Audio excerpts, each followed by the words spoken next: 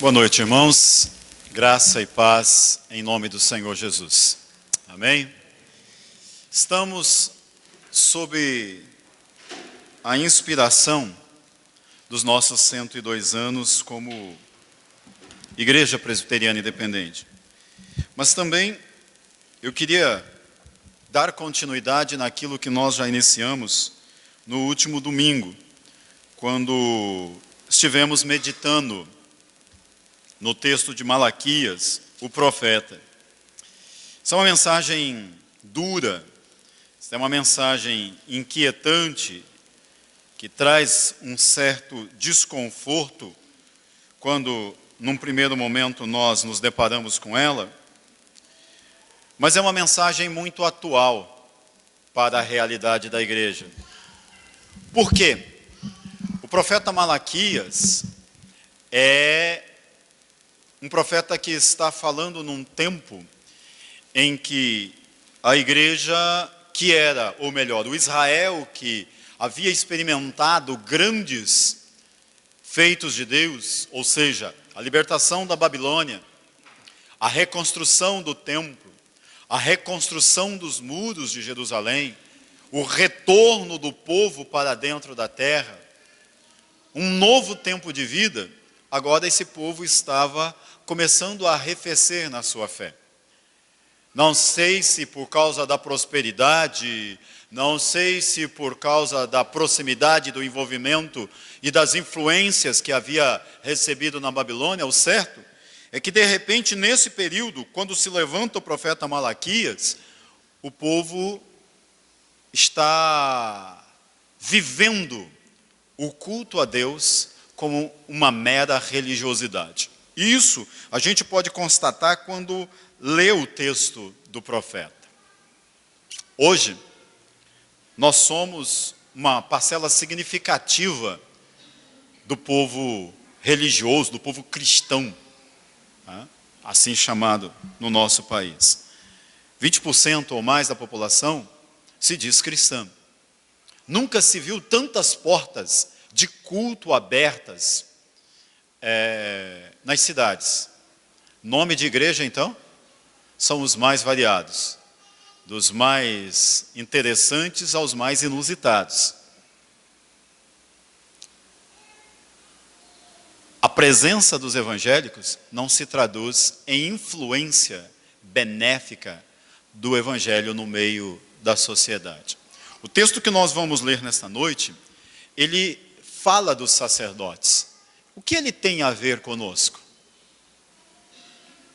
O texto tem a ver conosco na medida em que nós, como igreja, somos chamados de um novo Israel de Deus. Tem a ver conosco à medida que, como o novo Israel de Deus, nós somos chamados de povo sacerdotal. De como nos diz o texto de Apocalipse, no capítulo 1, que Jesus morreu pelos nossos pecados, para nos remir, para nos fazer reino e sacerdotes. Entendendo assim, eu queria que você, ao lermos o texto, olhasse para ele e se permitisse que Deus falasse ao teu coração nesta noite. Principalmente a partir dessa perspectiva do tema, um chamado à verdadeira adoração. Muito mais do que esse momento cultico que nós temos dominicalmente. A verdadeira adoração, ela é aquela que nós fazemos diariamente com a nossa vida. Ela deve influenciar o que nós fazemos aqui. E aí sim, teremos uma tremenda influência. Seremos impactantes na sociedade em que nós estamos vivendo.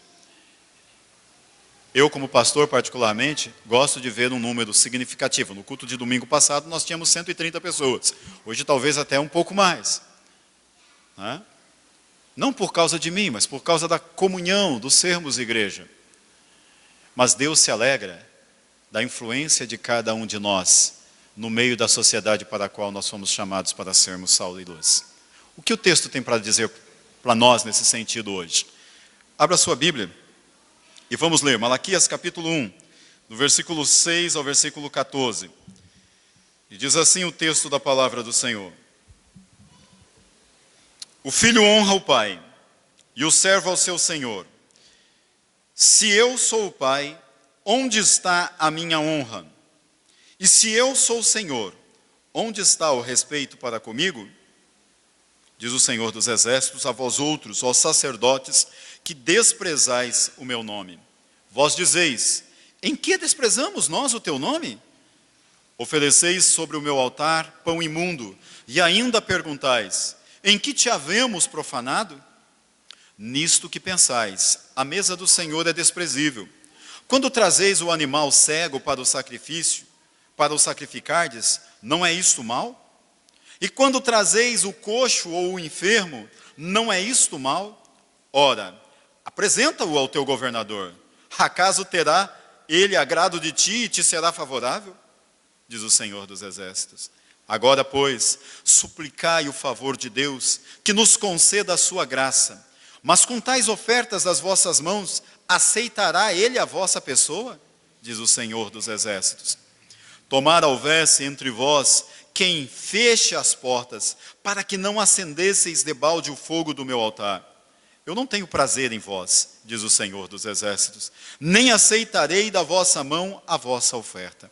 Mas, desde o nascente do sol até o poente, é grande entre as nações o meu nome, e em todo lugar lhe é queimado incenso e trazidas ofertas puras, porque o meu nome é grande entre as nações, diz o Senhor dos Exércitos. Mas vós o profanais, quando dizeis: a mesa do Senhor é imunda, e o que nela se oferece, isto é, a sua comida é desprezível.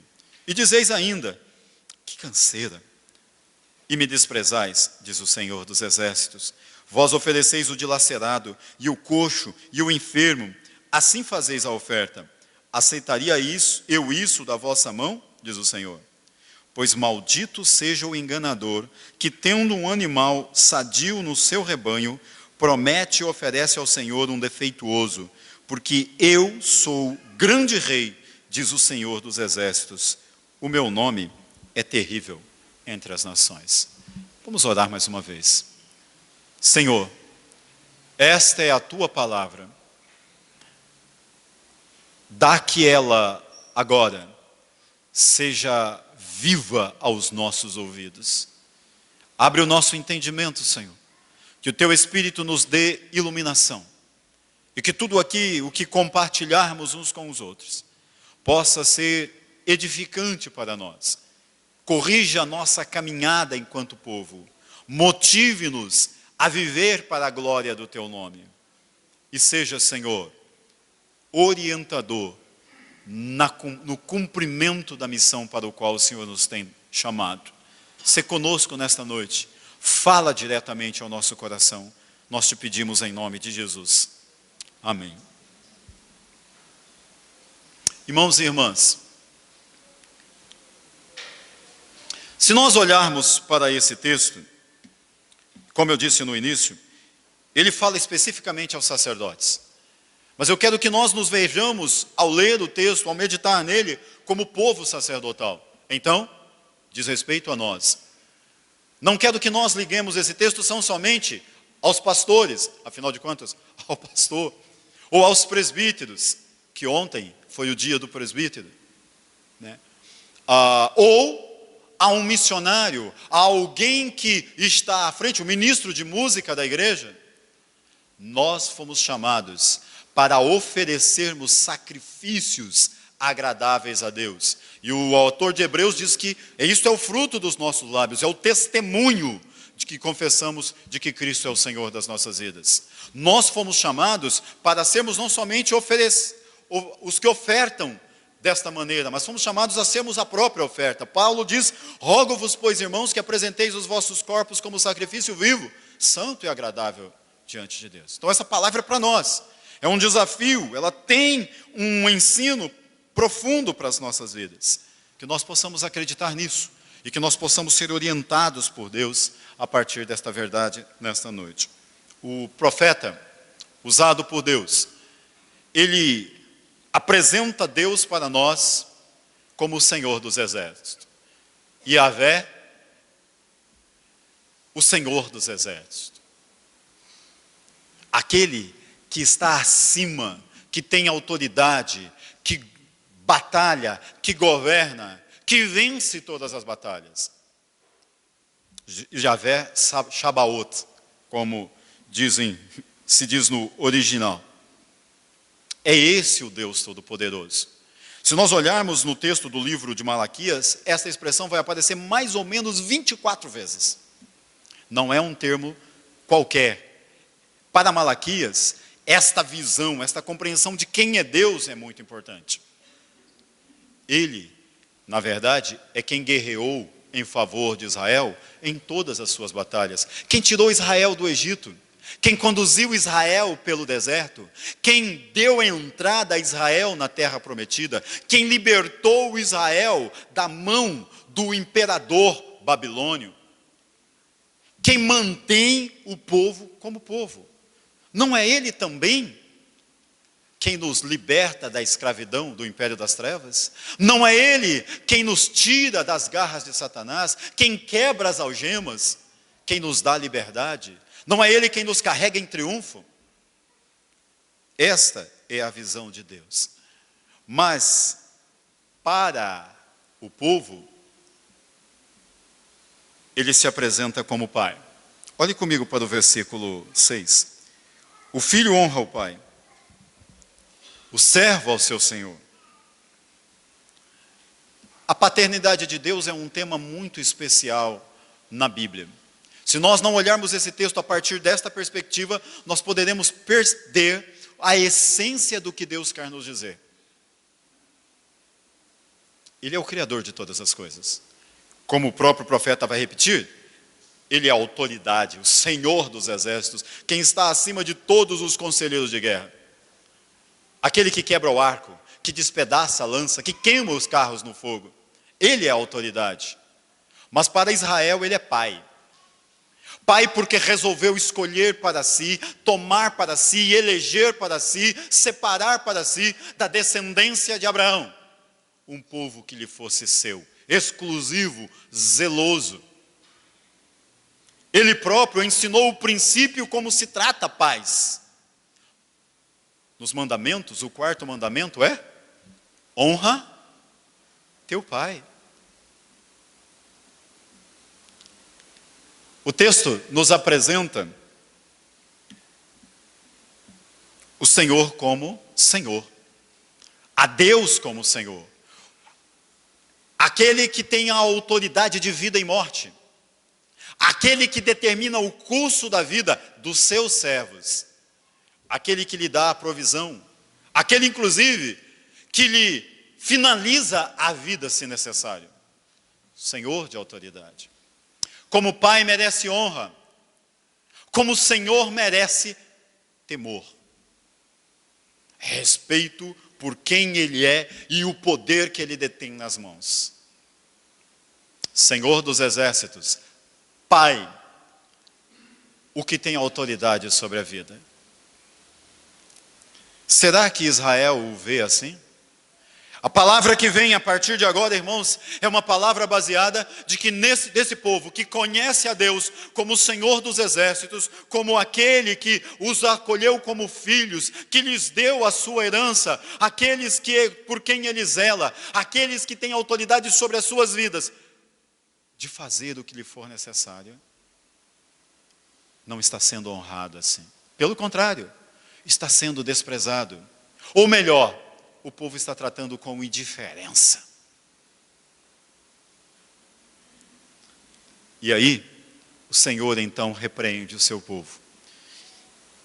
Eu vou seguir um caminho nessa noite, não de afirmar as repreensões, mas de chamar a sua atenção para o dever que nós temos.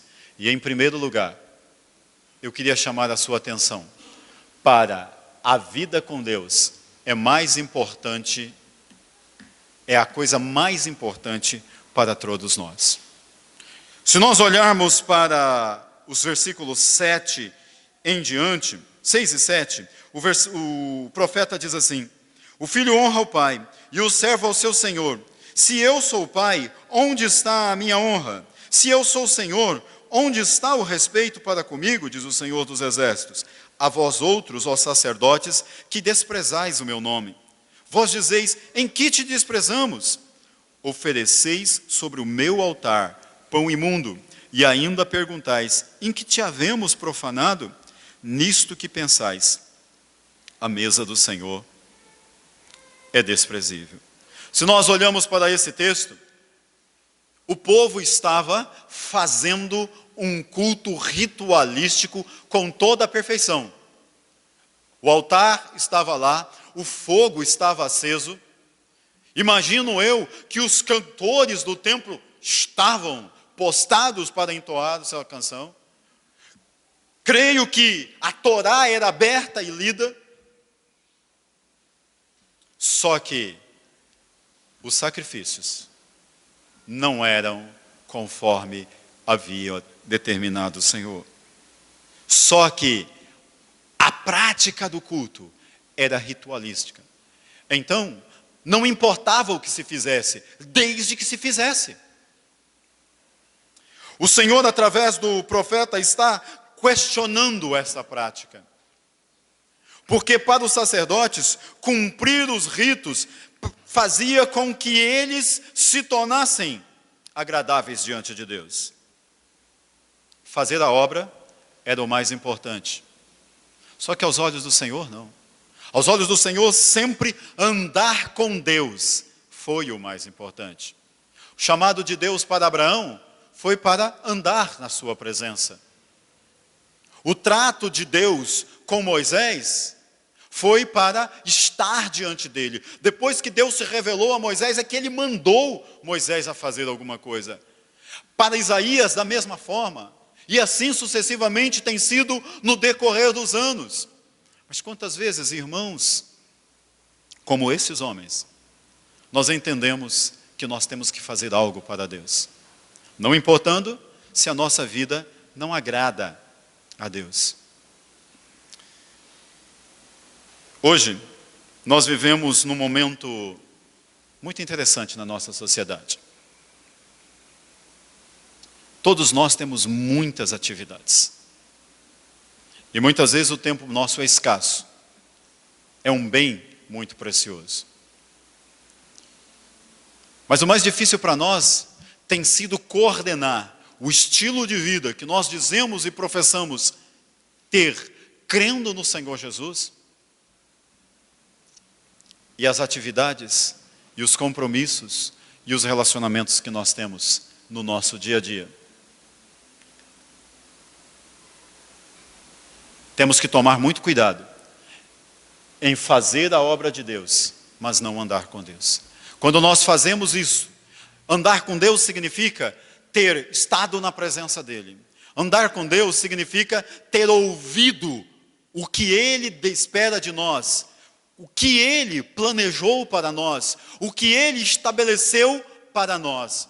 E não aquilo que nós achamos que, se fizermos, vai atrair a sua vontade até nós, vai atrair a sua proteção, ou seja, vai deixá-lo, me permita, entre aspas, com débito para conosco, e aí toda vez que nós pedirmos algo a Ele, Ele não poderá nos negar, porque nós já fizemos a nossa parte.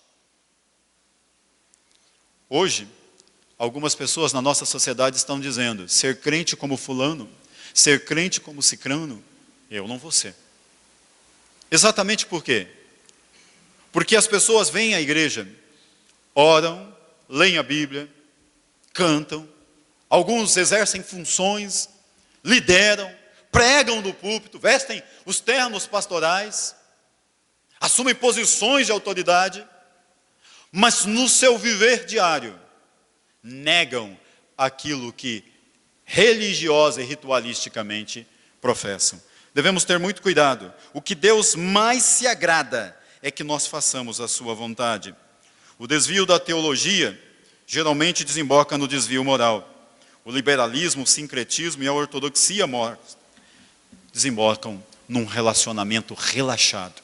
Muitas vezes, nós nos acostumamos tanto com os nossos ritos que perdemos de vista a presença de Deus. Andar com Deus é mais importante do que fazer qualquer coisa para Ele. Depois, sim, que entendermos quem Ele é e Ele tratar das nossas vidas, curar as nossas feridas, aí então Ele dirá o que Ele espera de nós. Muitas vezes praticamos o mal sem percebê-lo. Apaixonamos pelo Senhor quando nos convertemos. Você lembra do dia da sua conversão? O povo de Israel, quando foi liberto e caminhou pelo deserto para chegar até Jerusalém novamente, eu estou falando de Isaías. No livro de Isaías há cânticos maravilhosos de celebração dessa vitória. Isaías 25, Isaías 26. E naquele dia se entoará um cântico. Vitória. Todo o vale será aplanado, todo o outeiro rebaixado. Algo tremendo dos feitos de Deus. Mas com o passar do tempo isso foi ficando para trás. E o povo começou a dar jeitinho ou tentar fazer melhor algo para agradar a Deus. E nesse sentido, começou a abrir brechas para o mal. Eu fico me preocupando, meus irmãos, porque muitas vezes nós, no afã de sermos uma igreja empática com o mundo, muitas vezes dizemos, não podemos falar sobre pecado. Isso desagrada as pessoas. Não podemos apontar, definir aquilo que Deus diz que essas coisas afastam o ser humano do reino dos céus. Porque a sociedade odierna não tolera isso. Nós vamos ser persona não grata. E quanto a isso, de repente nós vamos namorando, nós vamos nos tornando amigos íntimos do mal. E de repente nós estamos afastados da santidade, da pureza e do centro da vontade de Deus. Quando há pecado na teologia da igreja, quando há relativismo nos valores e princípios da vida da igreja, quando há descompromisso com a vontade manifesta de Deus, seja na sua palavra, irmãos, corremos o risco de sermos meros religiosos. Teremos ouro e prata, mas dificilmente leremos o paralítico, levanta e anda. Porque teremos todo o aparente da religiosidade, mas a presença viva do Senhor Jesus não estará conosco. E talvez aquela música popular vai nos representar. Está vendo aquele edifício, moço? Eu também trabalhei lá.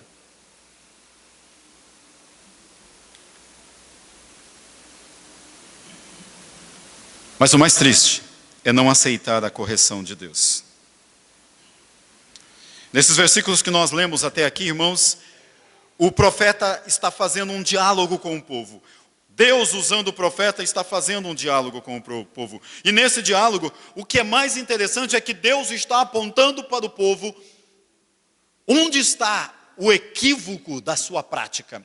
Onde está a desobediência, a afronta, aquilo que está entristecendo o coração de Deus. Mas sabe, irmãos, infelizmente, o povo não está aceitando. Aqueles que deveriam, ao ouvir a voz do Senhor, temê-lo do coração e sentir que estão desonrando e se prostrar e clamar misericórdia, como nós vimos no Salmo 51, que lemos há pouco, eles estão perguntando, no que nós estamos te desprezando, Senhor? No que nós temos te profanado? Quando achamos que não estamos fazendo nada de errado, apesar de percebermos que estamos distante da palavra de Deus, começa a sinalizar o extinguir do Espírito nas nossas vidas, porque é o Espírito que nos convence do pecado, da justiça e do juízo, nos dá o tino do quanto próximo ou do quanto distante estamos do Senhor. Aquele que aceita a correção do Senhor, aquele que confessa as suas transgressões e a deixa, encontra misericórdia. É curado, é perdoado, é restaurado, é renovado e se torna instrumento nas mãos do Senhor. Lembre-se, a vida com Deus é o mais importante. Relacionamento pessoal, ouvir a Deus, estar na presença de Deus, para então estar diante dos homens e testemunhar quem Ele é, o que Ele faz e como Ele faz. Em segundo lugar, queria chamar a sua atenção que a nossa adoração deve ser com e para a vida, com a vida. Olhe comigo para os versículos 8 em diante. Quando trazeis o animal cego para o sacrificardes, não é isso mal? E quando trazeis o coxo ou o enfermo, não é isto mal? Ora, apresenta-o ao teu governador, acaso terá ele agrado em ti, e te será favorável, diz o Senhor dos Exércitos. Agora, pois, suplicai o favor de Deus, que nos conceda a sua graça, mas com tais ofertas das vossas mãos, aceitará ele a vossa pessoa, diz o Senhor dos Exércitos. Tomara, houvesse entre vós quem feche as portas, para que não acendesseis de balde o fogo do meu altar. Eu não tenho prazer em vós, diz o Senhor dos Exércitos, nem aceitarei da vossa mão a vossa oferta. Permita-me citar João 4, quando Jesus está tratando com a mulher samaritana, e ele diz: Deus é Espírito, e importa que os seus adoradores o adorem em espírito e em verdade. O profeta denuncia um estar diante de Deus, um apresentar-se diante de Deus, trazendo coisas para Deus, mas coisas que ele não pediu, que ele não agrada, ofertas que não estão alinhadas com a sua vontade. Enquanto estudava esse texto, eu fui buscar outros textos e comecei a lembrar dos filhos de Arão. Resolveram fazer um incenso melhor do que aquele que Deus havia determinado. Foram fulminados na presença de Deus. Me lembrei também e fui buscar o texto de Ananias e Safira, que viram Barnabé fazer uma oferta e ser aplaudido, reconhecido pelo que fez. As pessoas perceberam a humildade, a alegria de servir de Barnabé. Então Ananias e Safira resolveram dar um jeitinho para serem também reconhecidos.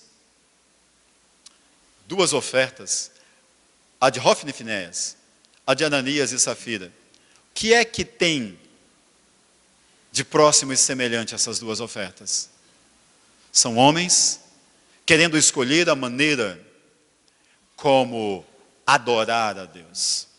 Deixa eu lhe dizer, Deus nos criou para louvor e honra da sua glória.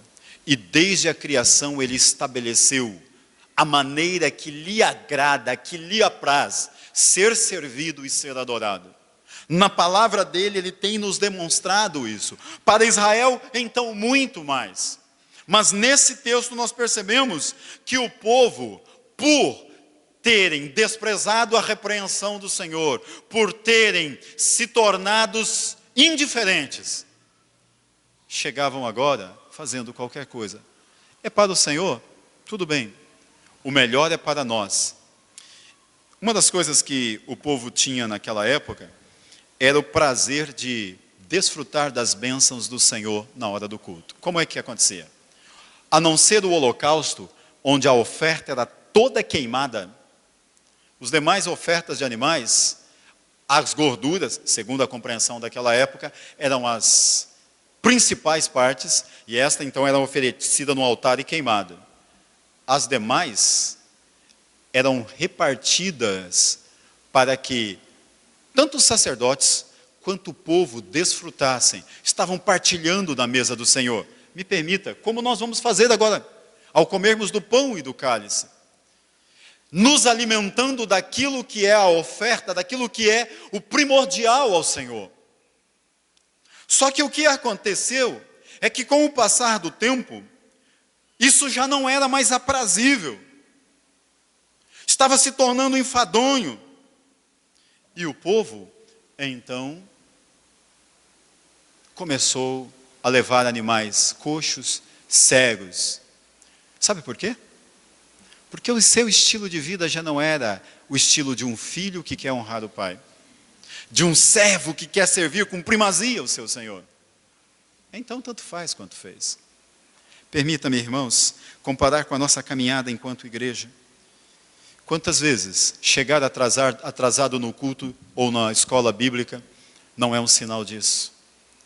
Quantas vezes nos negarmos a nos colocarmos nas mãos de Deus para sermos o instrumento de uma oração em favor de alguém não é sinal disso? Quantas vezes relegarmos o nosso momento de oração para o último momento do nosso dia, quando estamos extenuados, cansados, desmotivados e a nossa mente já não funciona direito, não é um sinal disso. Passarmos dias e dias sem conseguirmos tomar as Sagradas Escrituras nas mãos para ouvirmos Deus falar conosco, não é um sinal disso.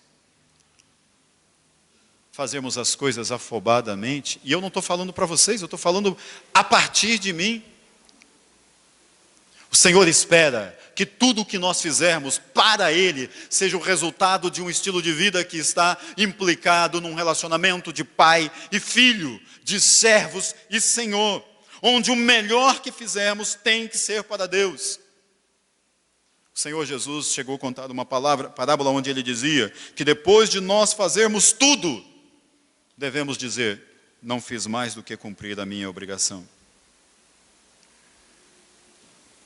Irmãos e irmãs, o texto continua,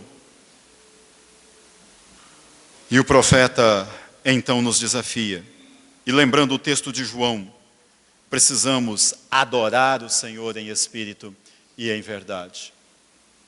Precisamos priorizar ao Senhor no nosso culto. Olhe para mim, eu não estou falando de priorizar o Senhor nessa prática aqui.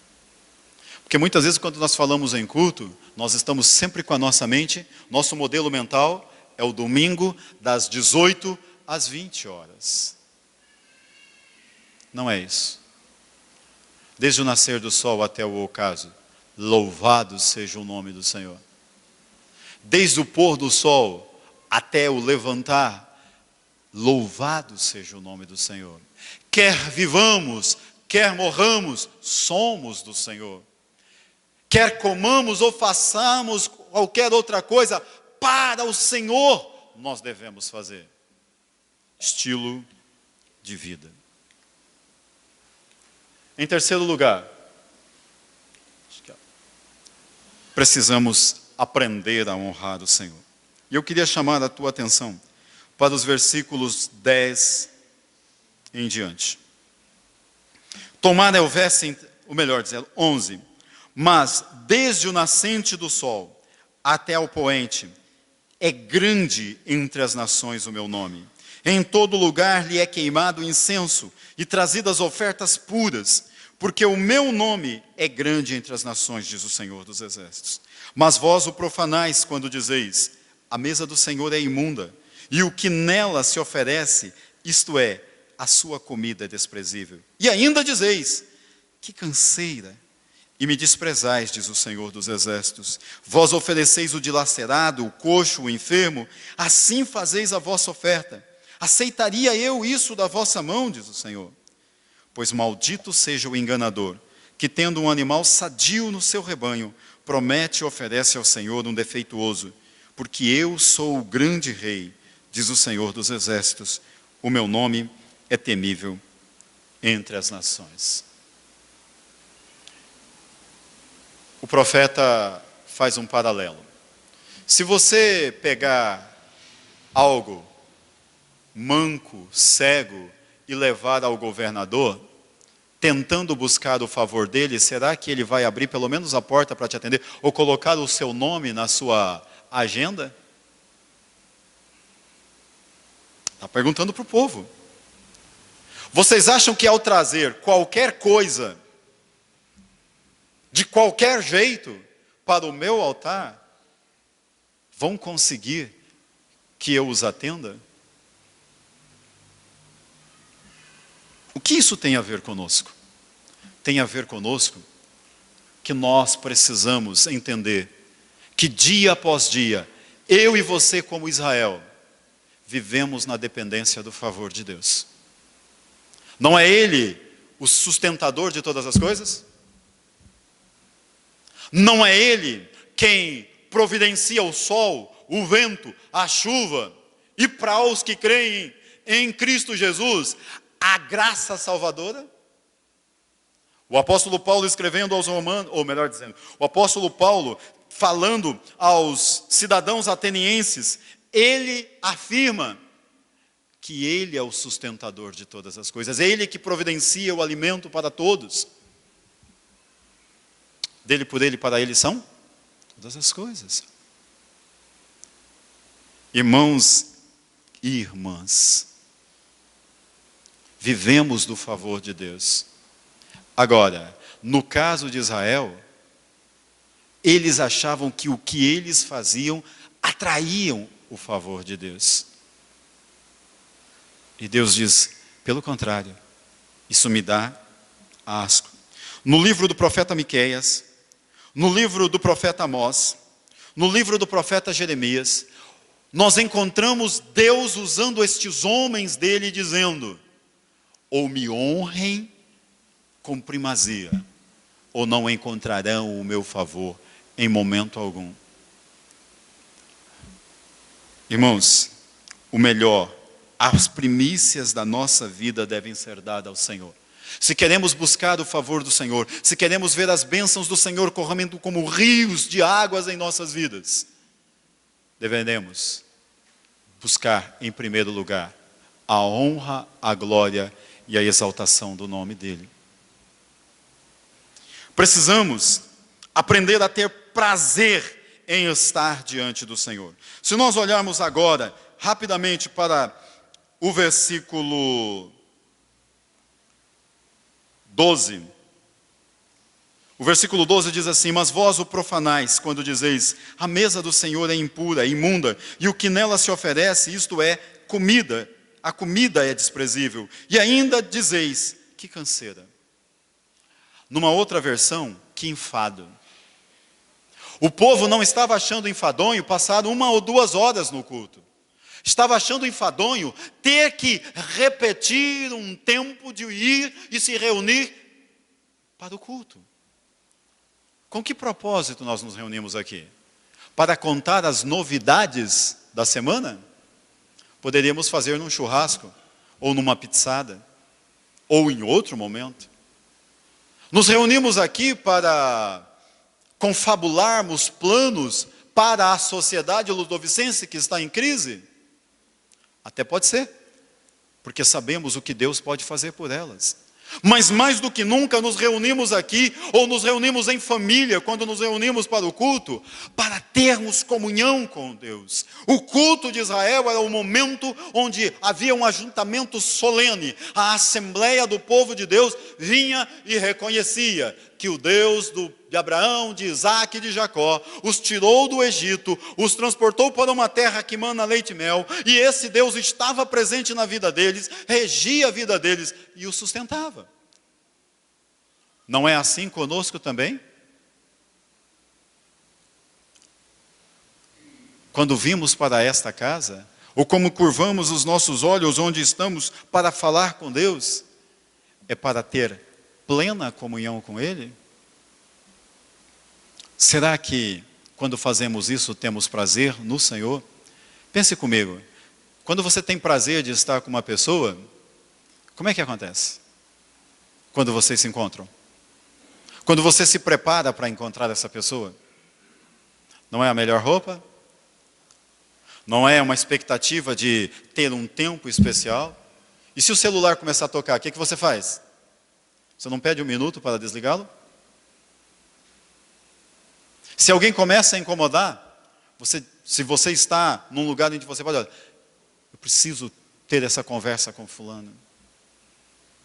Como é que tem sido o seu tempo de oração? Quando você para orar, o que é que está ocupando a sua mente em primeiro lugar? É o que você deixou de fazer e precisa? Por isso você vai dispensar algumas palavrinhas com Deus e sair de perto? Quantas pessoas não acreditam mais que Deus fale? Ou seja, que Deus fale diretamente a realidade delas? Porque o momento que elas separam para estar com Deus não é um momento prazeroso. É um momento de cumprir esse rito. E aí, orar se torna enfadonho.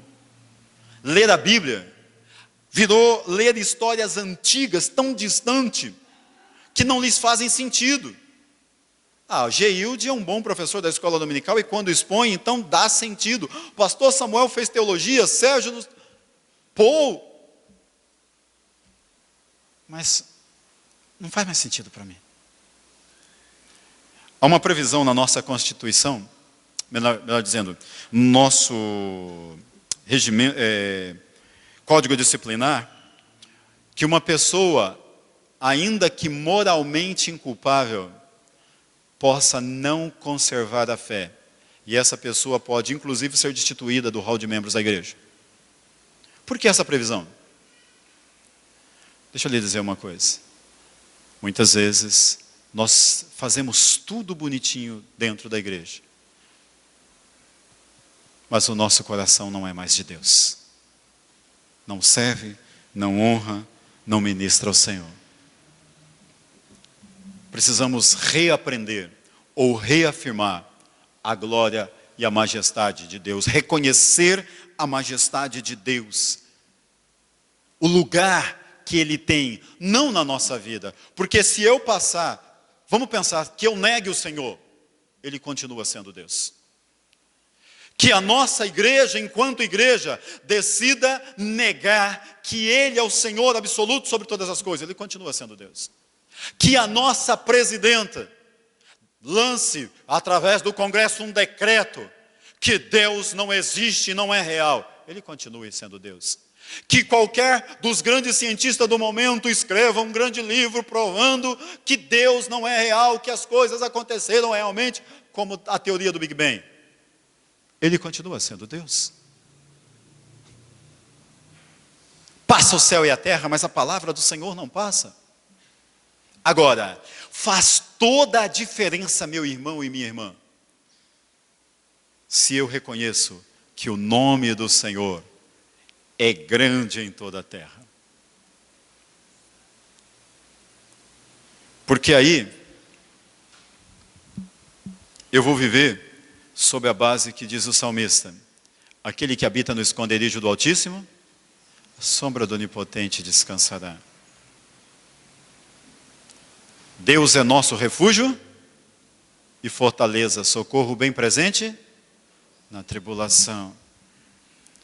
Eu vou ser aquele que o salmista diz, que o homem que vai em busca do Senhor, que vai buscar ter comunhão com o Senhor, Salmo 84, ainda que ele passe pelo vale árido, ou seja, o vale de Baca, o vale da maldição, ele faz dele o manancial. Por quê?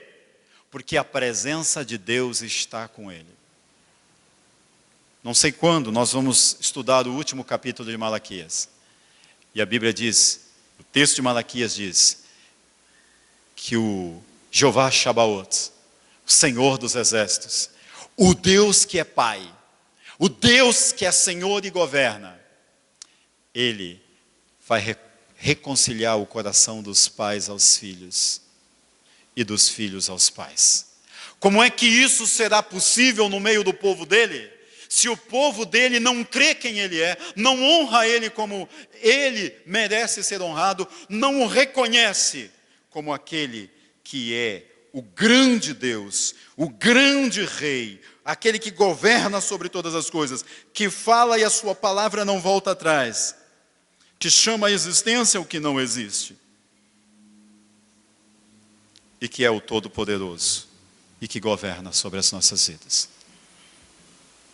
Adorar a Deus é muito mais do que cantar uns hinos, ler uns textos e fazer umas orações. Adorar a Deus é tê-lo como centro das nossas vidas e deixá-lo reger todas as nossas práticas. E isso redundará na oferta do gasofilácio. E isso redundará no louvor que sair da nossa boca. Louvar a Deus é reconhecer os grandes feitos dele. Se não é só contar a história da carochinha. E isso redundará na rendição e na confissão de pecados. Porque estamos diante daquele que conhece os nossos corações e nos repreende, não para nos destruir, mas para nos curar, para nos perdoar e nos corrigir. Andemos com Deus prioritariamente. Sejamos bênção e não maldição. Submetamo-nos à repreensão do Senhor. Honremos ao Senhor com as nossas vidas. E Ele abrirá os céus e derramará bênção, da qual advirá sobre nós total abastança. Porque Ele nos ama como a filhos e cuida de nós como o Senhor que governa sobre as nossas vidas. Que Deus nos ajude a adorá-lo em espírito e em verdade. Presbítero Sérgio. Convidar os presbíteros para que venham se colocar ao redor da mesa comigo.